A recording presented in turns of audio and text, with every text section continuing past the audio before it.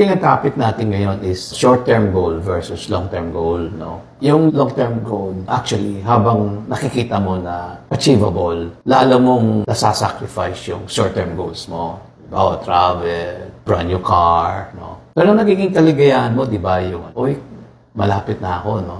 Tatapos na yung lot amortization. So, pwede na tayong umutang for a house. Oo. So, nagiging like, in-stretch mo yung sarili mo o nagsasacrifice ka. Mahirap nga yun, Pero may kapalit Ang kapalit is, nakikita mo yung dream mo is achievable. In fact, lumalaki na yung dream mo. Diba? So, yun ang nagagawa nun, having a bigger vision, and sacrificing your short-term goals, Huwag lang sobra, Para bang, kasi pwede rin ma-extreme.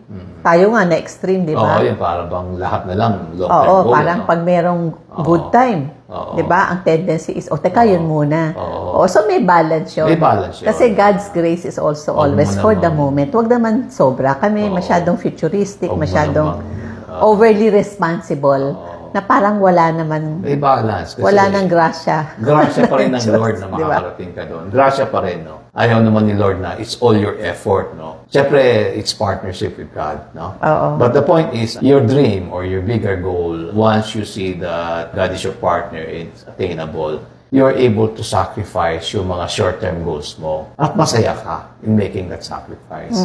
Huwag lang extreme, Kasi palagi may grasya naman si Lord. Kaya nga, it's a journey. It's a journey.